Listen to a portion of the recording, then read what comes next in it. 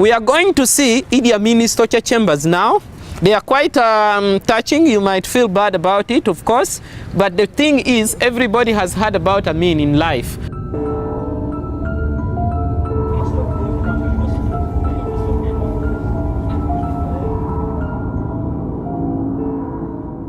Today, Idi Amin's torture chambers are on the Kampala tourist trail. So it also had another metallic sliding door outside, just here on the gate. Then just inside there, it also had metallic sliding doors on all sides. And then prisoners could also die of electrocution. Thank you. The number one site on our tour is Idi Amin's torture chambers. Of course, if I talk about torture chambers, you feel you're hearing something like darkness, dark past. But many people in the Western world and many people from many other countries have also been hearing a lot about Amin. So however bad it is, however touching it might be, still people want to see it and they find it interesting. Just being in here with seeing how damp and dark and scary it is, it's definitely shocking to see what went on here. It makes me think that Idi Amin was just a brutal, sadistic dictator. When you say dark side, I presume you're meaning all this murderous person and that. For me, murderous, if I look at a horror movie and I see the guy going with all, full of blood on him and all this kind of thing, and I'm like, but that wasn't my father. I never saw that kind of person. I remember an angry man over a particular issue happening. Yes, I've seen that. And even us, we would get scared. We'd get out of his way, something is wrong and he's angry about this and that. And that is the utmost of a dark person I've seen is someone getting angry.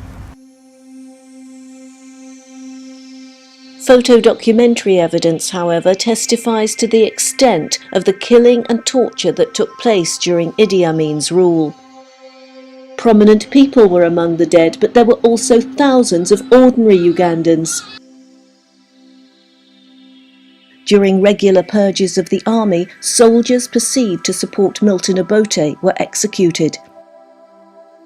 Others were killed for their money, property, or women. Images like these were unseen in Uganda at the time, but published in other parts of the world they provoked outrage, but also fascination for the man who'd become known as the Butcher of Uganda.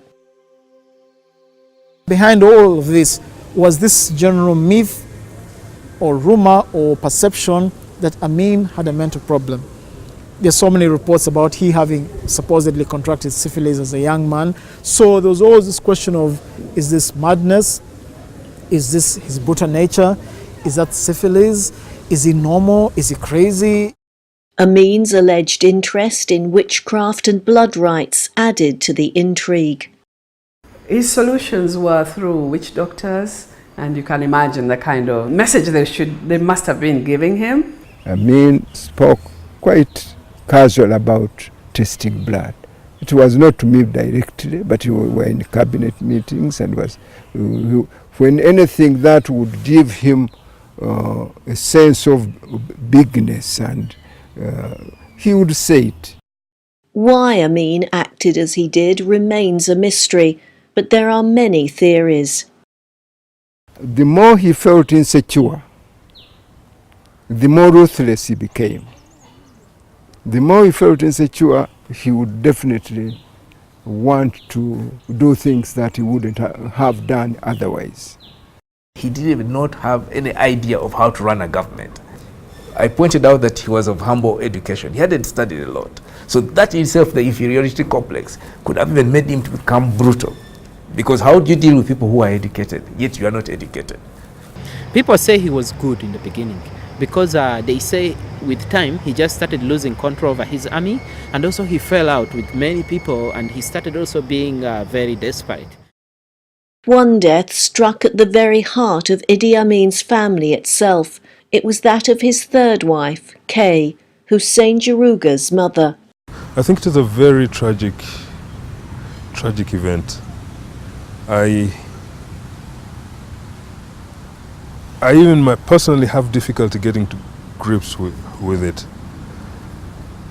I remember her, she was a very bright person.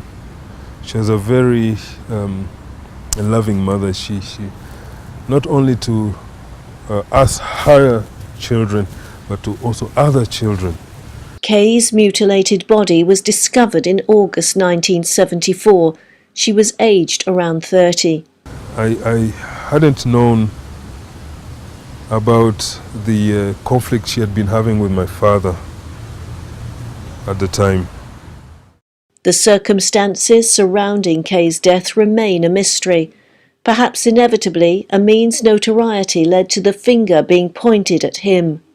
I had my discussions with him on it, and honestly, I really made my peace with my father on the issue of my mother. Yeah, I made peace with him on that, and he's clean. By the mid-1970s, there had been at least 2 attempts on Idi Amin's life, and it's said he was obsessed by the threat of a counterattack by Milton Obote. Then, in July 1976, came a humiliation that has been immortalised in films and books.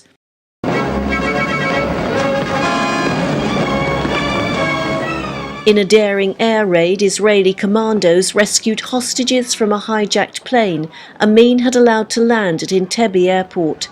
The hijackers were pro-Palestinian militants.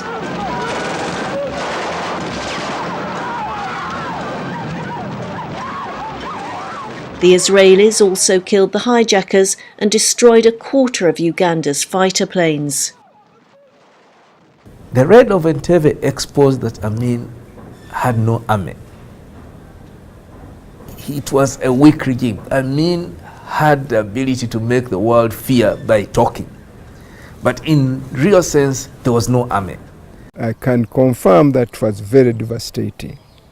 After that raid, he never recovered his authority.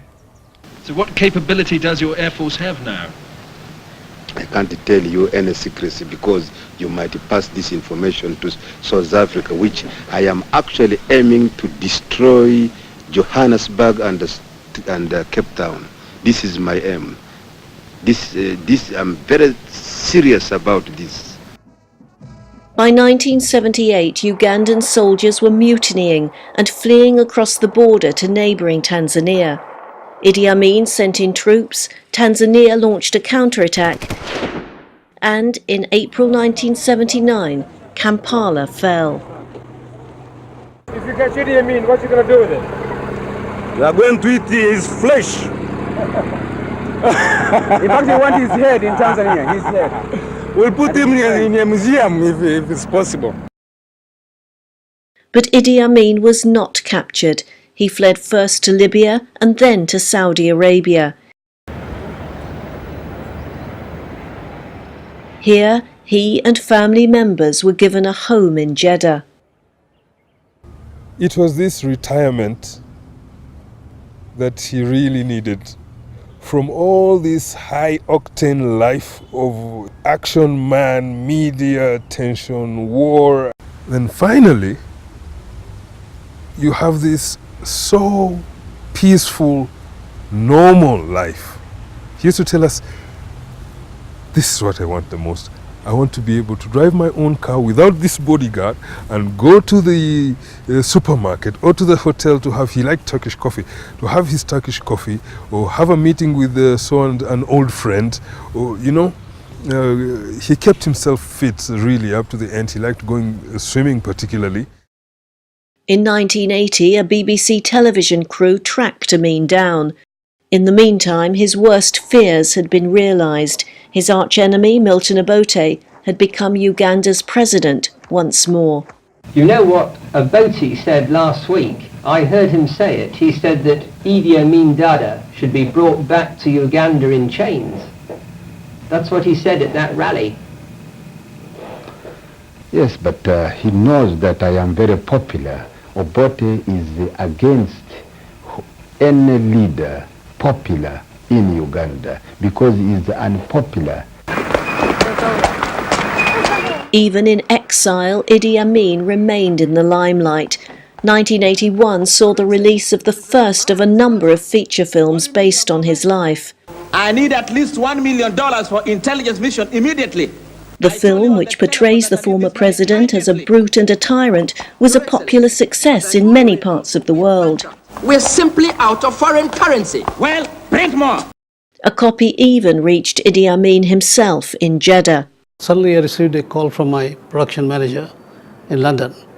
He said, Sheldon, you can't believe, something, Idi Amin have called here, right, and he has congratulated you for making the film. Right? He said it was first-class film. That's what he said.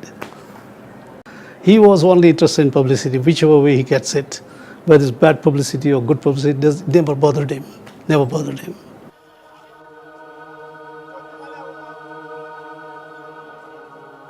Idi Amin remained in exile until his death in August 2003. He was in his late 70s and had been in hospital for some time.